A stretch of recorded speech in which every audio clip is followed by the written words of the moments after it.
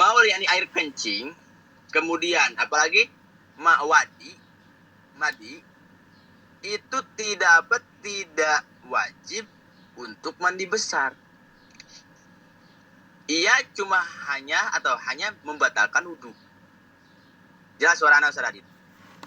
Jawabannya, jelas. karena Islam itu agama yang tidak membebani terhadap hambanya. Artinya bagaimana Pak?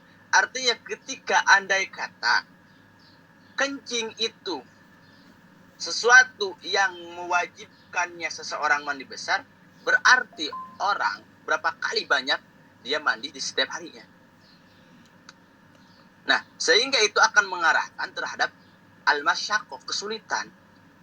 Akhirnya, sudahlah, baul, wadi, dan madi itu hukumi aja najis. Artinya membatalkan wudhu tapi tidak mewajibkan mandi besar.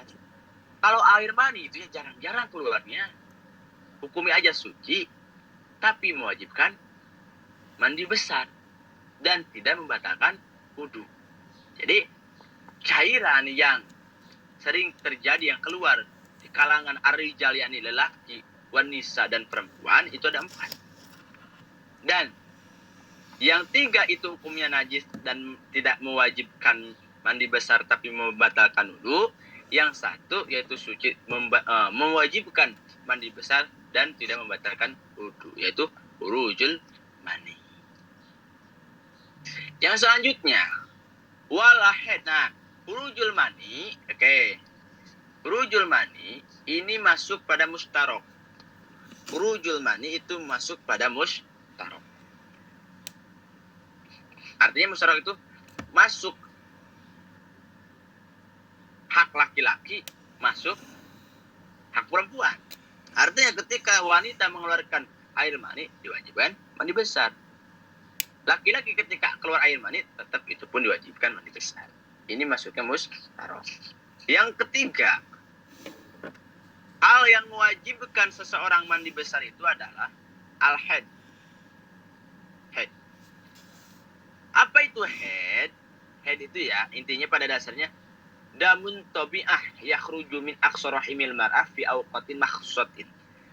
Jadi haid itu adalah darah watak, darah tabi'i, yang dimana keluarnya itu dari ujung rahim seorang wanita di dalam waktu-waktu yang ditentukan. Ketika berbicara tabi'i, artinya watak, ada wanita setelah saya memiliki anak usia 9 tahun. Ya, saya memiliki anak perempuan usia 9 tahun. Kemudian mengeluarkan darah. Nah, maka saya tidak boleh kaget ataupun heran.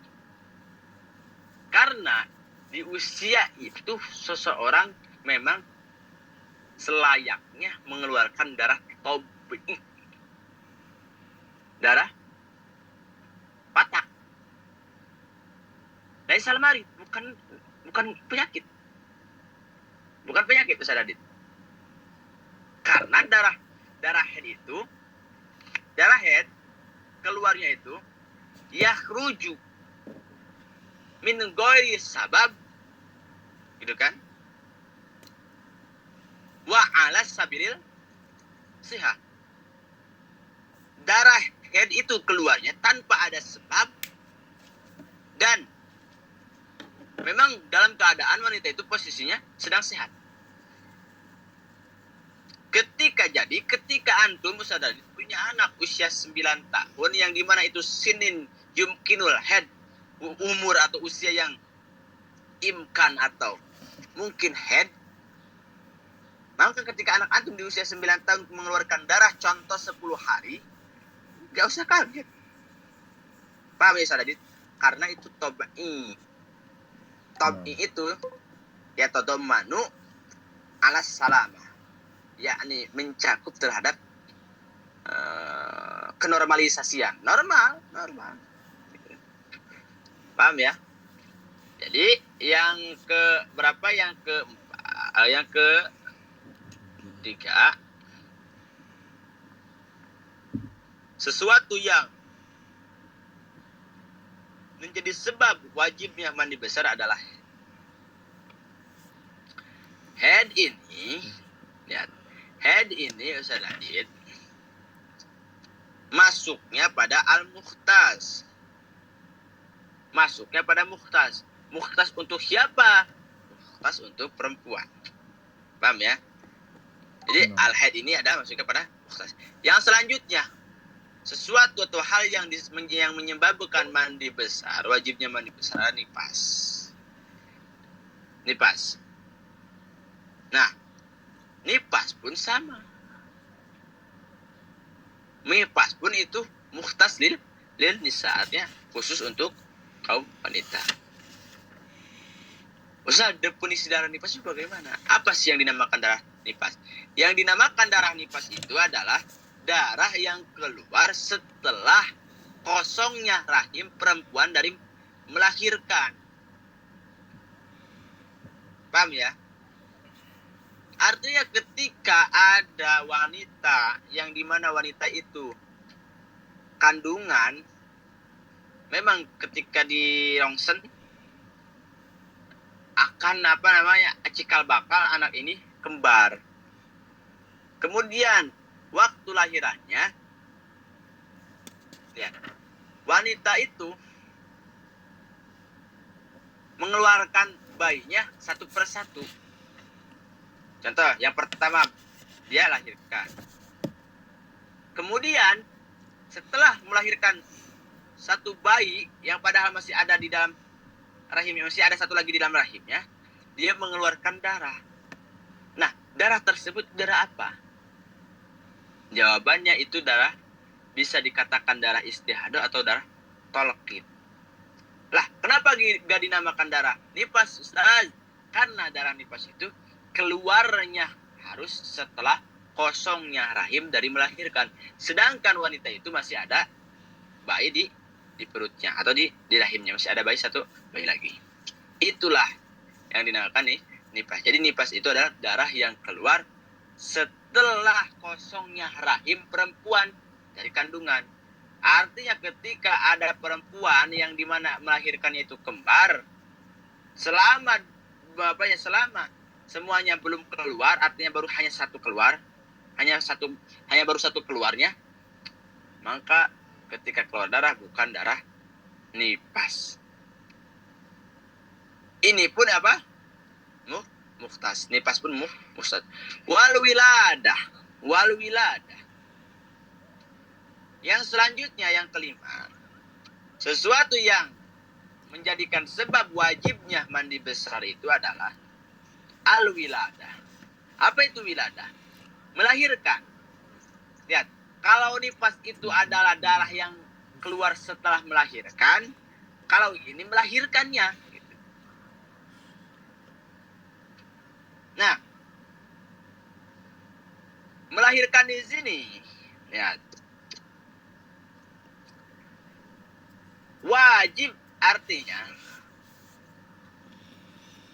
baik. Lihat, baik yang dilahirkannya itu Ustaz Zadid masih berupa alaqah atau madghah, masih berupa darah kimpel ataupun daging kimpel. Yang penting ada apa? Ada informasi dari bidan bahwa alaqah dan madghah itu merupakan apa? Aslu adami, merupakan daripada penciptaannya manusia, bukan penyakit atau bukan ginjal dan lain-lainnya. Paham ya? Contoh, ada wanita itu sedang kandungan, kemudian dia mengeluarkan, yakni melahirkan. Ternyata melahirkannya itu belum waktunya, berarti masih darah daging kimpel, masih segumpal daging. Ustaz, apakah dia setelah melahirkannya wajib mandi besar? Jawabannya, ya, wajib mandi besar dengan catatan kalau bidan mengatakan bahwa ini merupakan awal mula penciptaan bayi. Yang kedua, kalau memang ketika sudah, yakni keguguran ya mungkin sekarang, keguguran tidak ada darah yang nanti akan dihukumi sebagai nifas. Sehingga ketika contoh sudah melahirkan, kemudian masih ada darah, apakah harus wajib mandi wiladah? Gak wajib. Karena apa? Karena masih mengeluarkan darah. Justru ketika memaksakan diri untuk mandi besar, yakni mandi wiladah, nanti jatuhnya hukumnya haram. Lah, kok bisa Ustaz haram? Ya jelas, karena dia talabus bil ibadati fasad. Karena dia sedang bermain-main dengan ibadah yang tidak sah. Bagaimana bisa? Ya karena mandi besar itu merupakan ibadah wasilah. Bagaimana akan dihukumi sah sedangkan dia masih mengeluarkan darah? Jadi Ustaz Adit yang harus antum tekankan, wajibnya mandi wiladah itu kalau benar-benar tidak mengeluarkan darah. Adapun setelah melahirkan kemudian mengeluarkan darah, mau ngapain mandi besar? Paham ya? Karena tujuan mandi besar itu untuk apa? Untuk sahnya sholat. Bagaimana dia akan dikategorikan sebagai orang yang akan melaksanakan akan sahnya sholat kalau dia masih mengeluarkan darah yang akan distatuskan sebagai darah nifas? Paham ya? Jadi yang kelima itu al-wiladah. Wiladah ini masuknya mukhtas. Oke, jadi mukhtas ada 3 ya. Yang pertama haid, nifas, dan wiladah. Nah, mustarak pun ada 3. Ilajul hasyafah fil farji wa furujul mani, yang terakhir wal maut, yang selanjutnya sesuatu yang menyebabkan wajibnya seseorang untuk mandi besar adalah mati. Masya Allah. Mati di sini Ustaz Radit, goer syahid. Artinya, mayit yang wajib dimandikan itu kalau mayitnya itu muslim, tapi bukan yang syahid. Artinya bagaimana? Artinya contoh, andai kata antum perang Ustaz Radit, kemudian perang menegakkan agama Allah, kemudian mati, itu kan antum satu syahid, tertembak, maka ya udah antum nggak boleh dimandikan.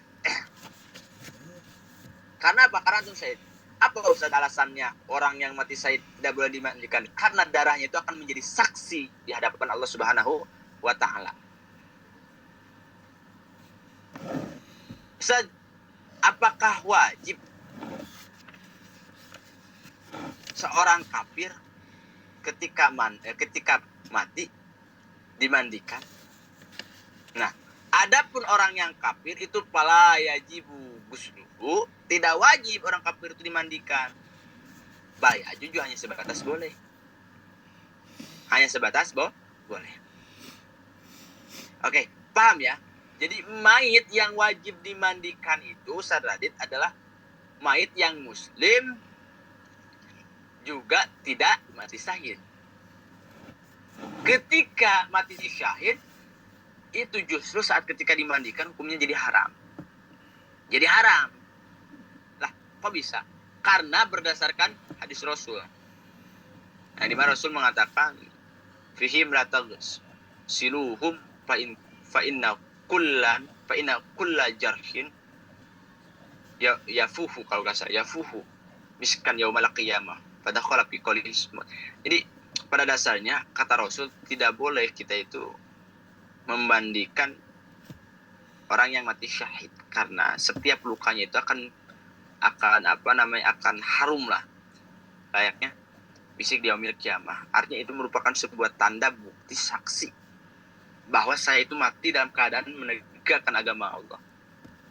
Oke, jadi ilajul hasabah urujul mani al maut ini masuknya pada mushtarok, artinya baik terhadap laki-laki ataupun perempuan. Yang kedua al haid dan nifas dan al wiladah ini masuknya pada mukhtas, yaitu bagi perempuan. Nah, jadi sesuatu yang menyebabkan wajibnya seseorang mandi besar ada 3. Yang dimana sudah dibahas. Paham, Ustaz Radit? Paham, Ustaz. Oke, kita lanjut ya. Sekarang menjelaskan fardu-fardunya mandi besar. Tadi kan menjelaskan hal yang mewajibkan mandi besar. Sekarang menjelaskan keparduannya di dalam mandi besar. Faslun fi furudil ghusli. Sekarang menjelaskan fardu-fardunya mandi besar. Yakni kalau bahasa Sunda itu kalau bahasa Jawa itu adus, Ustaz tadi. Antum paham gak kalau istilah adus? Paham ya? Adus. Kalau istilah atau mandi besar, paham gak istilah adus? Apa itu, Ustaz? Enggak juga. Iya, adus itu mandi besar. Oh, nah. Biasanya adus itu kalau di Sunda itu diletakkan atau diistilahkan bagi orang yang sudah baru menikah, kemudian di waktu subuh dia mandi, ya itu dia dikatakan wah dia sudah adus gitu. Jadi ya adus itu mandi besar. Oke, furudul ghusli isnani. Di dalam keparduan mandi besar itu ada 2. Enggak agak banyak, ada dua. Pertama apa? An-niyat. Yang pertama niat. Niat ini, lihat. Bagaimana Ustaz cara niatnya? Niatnya itu baik. Nawaitul junub rob al-janabah atau nawaitu bebas, nawaitu rob al-head atau nawaitu gusla. Ada nilai ta'ala. Boleh. Paham, Ustaz Radit? Jadi boleh nawaitu rob al-janabah. Boleh. Jadi di dalam niat kita tulis ya. Boleh gini. Nawaitu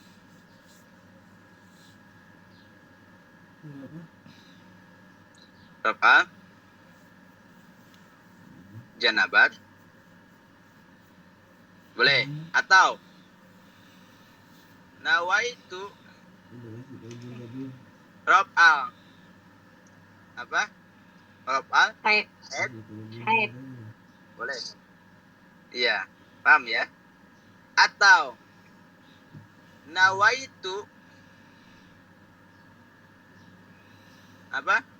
rob al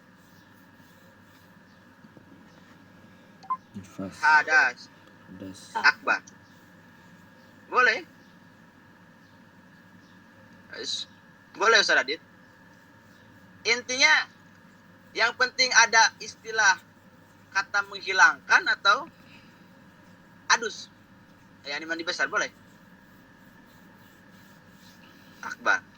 Bahkan gini doang boleh. Nawaitu gusla lissalah. Boleh. Banyak. Atau nawaitu rob al hadas. Boleh. Enggak ada istilah akbarnya. Jadi banyak ya. Ya antum pilih aja. Dan yang antum biasa niatkan dengan lafaz apa? Nawaitu rob al janabaka atau nawaitu rob al hadas akbarkah atau nawaitu rob al haid atau nawaitu gusla pakot. Boleh. Jadi di sholat. Jadi yang pertama di dalam fardunya mandi besar itu adalah niat. Kapan sih mulainya niat terjadi? Ustaz Adit, itu saat ketika ingda awali juz'in minal badan. Artinya saat ketika mulai atau di permulaan sebagian anggota badan. Baik anggota badan bawah seperti kaki, tengah ataupun atas. maka disitulah niat harus dimunculkan. Jelas ya Ustaz Adit? Jadi nggak mutlak. Karena itu dulu pernah menemukan lah orang yang dia itu punya asumsi bahwa niat itu terjadi saat ketika mandi besar ya. Ketika gayung di atas dan air mengucur di kepalanya, di situ niat terjadi. Artinya padahal dia ya secara pemahaman kurang luas. Niat terjadi itu lihat min juz'il badan, dari sebagian anggota badan manapun, baik anggota badan bawah ke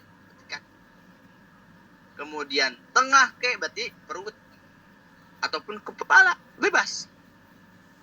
Itu. Yang kedua, fardunya mandi besar itu adalah ta'mimul badan bil ma'i. Apa maknanya? Maknanya adalah meratakan badan, lihat badan yang zahir dengan menggunakan air. Ustaz, apa saja badan yang zahir itu yang wajib diratakan dan yang wajib dibasuh? Pertama seperti hidung, kemudian jari-jari, kemudian kuku. Antum tahu al-adfar itu kalbasyarah. Kuku itu seperti kulit min babil gusli. Kalau di dalam kondisi adus, mandi besar. Beda halnya dengan kasus min babil wudu. Artinya bagaimana? Ketika saya punya wudu, kemudian menyentuh wanita dengan menggunakan kuku, gak batal. Nggak batal. Tapi min babil gusli, di dalam permasalahan mandi besar, kuku itu layak seperti kulit. Artinya wajib dibasuh. Wajib dibasuh. Hatta bawahnya. Paham ya? Jadi ta'mimul badan bil ma'i di sini,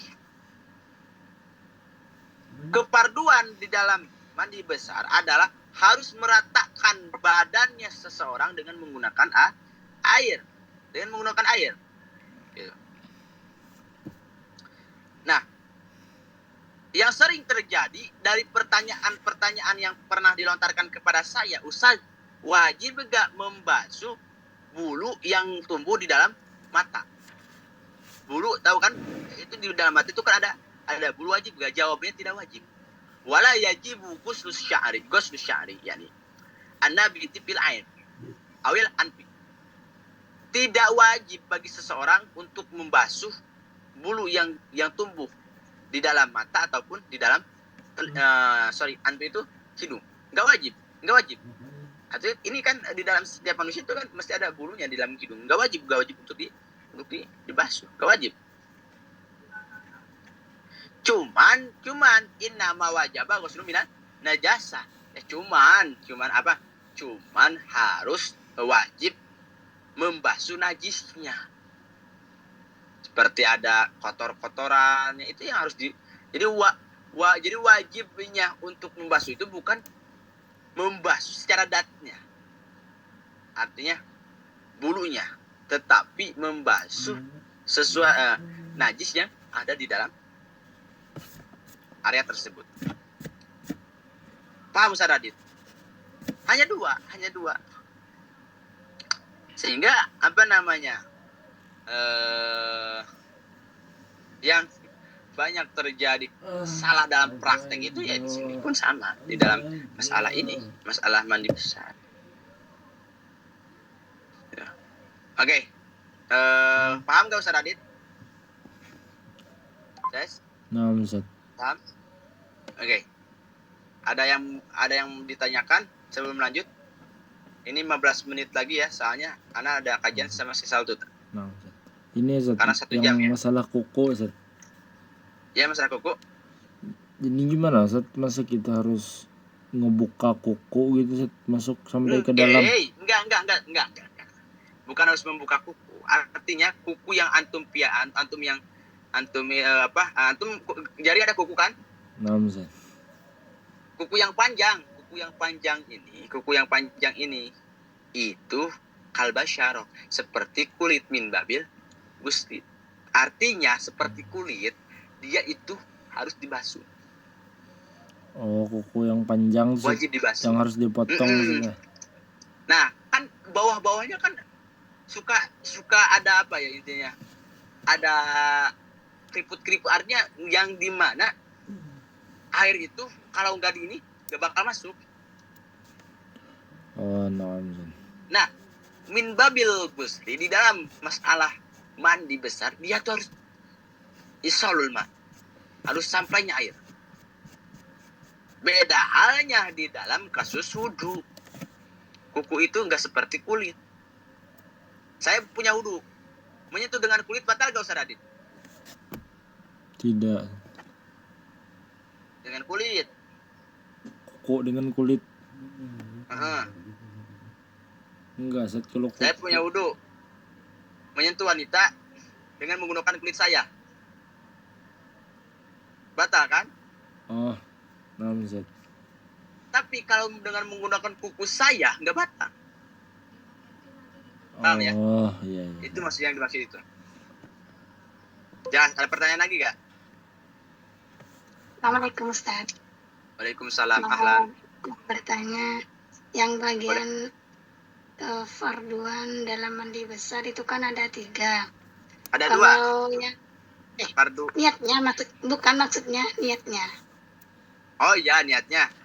Ya, Sebetulnya yang- niatnya bukan hanya ada 3. Ah.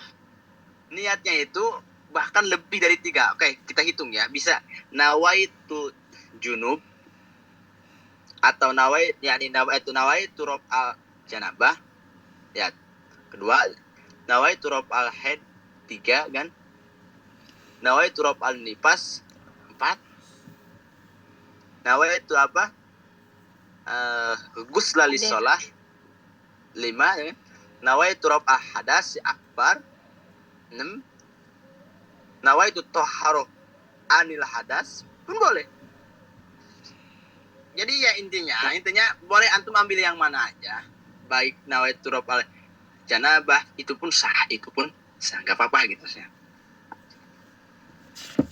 Kalau semisal saya kan perempuan, misal head itu kan niatnya kan ambil yang khusus head juga kan Ustaz. Ya nggak apa-apa Bukan kalau mau niatnya nawaitu rob al hadasi akbar pun, karena head pun tuh hadas besar. Oh, sama aja. Ya sama Mau aja. ambil yang mana aja itu Ya mau sama. aja pernah. Ya. Karena ya sesuatu yang menyebabkan wajibnya mandi besar ya bukan hanya sebatas head. Head itu salah satu daripada hadas besar gitu. Sehingga ketika kita mengatakan rob al hadasi akbar, itu pun mencakup, head pun mencakup gitu. Paham nggak? Ya kalau ya bagusnya memang harus spesifik, artinya harus mandi besar itu karena head ya. Itu bagus. Cuman kalau mau menggunakan rob al hadasi akbar nggak apa-apa. Gitu. Jelas gak? Ya, tentunya kalau semisal saya sudah datang bulan terus mau adus, terus niatnya seperti ini. Contohnya nawitu sulan rafil hadasil haidi fadallahi ta'ala. Terus niatnya kan dalam hati itu tuh Ustaz. Niat saya adus mandi besar karena head pada karena Allah Ta'ala. Itu kan sah. Sah. Masa. Terus mau nanya yang kedua, ini pembelajaran yang sekarang hari Jumat ini lebih awal apa seperti biasanya Ustaz? Lebih awal karena saya setiap Jumat ada kajian sama guru Ana di Mesir. Oh, lebih awalnya itu berapa menit Ustaz? 30. Berarti jam 1:30. Ya, karena di Mesir sekarang jamnya maju ya Ustaz Adit ya. 1 jam ya. Oh, Ustaz. Jadi sekarang di Mesir jam 10:30 tuh, atau jam 10:30 jam 10 lebih. Iya, Ustaz, sekitar 10:30. 10:30. Seharusnya kemarin tuh jam berapa Ustaz Adit seharusnya? Jam 10:30 berarti ya. 6, Ustaz. Ya karena majunya itu 1 jam. Tapi besok kajian seperti biasa jam jam 2. Oh. Seperti biasa jam 2. Berarti ini khusus hari Jumat aja gitu. Ya, karena saya ada jadwal bersama guru saya. Beliau di Mesir, jadi harus masuk saya juga gitu. Ta'lim wa ta'alum lah intinya, yakni belajar sambil mengajar lah gitu. Ya, maaf sebelumnya saya kan telat Ustaz. Boleh minta yang Oh, dari nggak awal apa-apa, itu nggak ya. Gimana Ada caranya dari Ustaz? nanti Katanya ada rekaman Ustaz ya. Edwin ada ya. Ustaz Edwin nanti Ustaz Hmm. Adit akan membagikan atau ngasih tahu bukan info siapa Ustaz Adit. Rekaman rakyat Nah, Oh ya. Ditunggu ya dari Ustaz. awal. Makasih banyak. Oke, udah ya. Gak ada pertanyaan lagi, ada gak? Sudah Ustaz. Barakallahu fikum. Yang lainnya? Makasih Ustaz. Oke. Ustaz Adit gak ada pertanyaan? nggak ada Ustaz. Oke, makasih semuanya ya. Ana tutup dulu dalam 5 menit saya soalnya mau masuk link kajian bersama guru anak. Terima kasih dan semoga bermanfaat apa yang saya Amin. sampaikan, minimal terhadap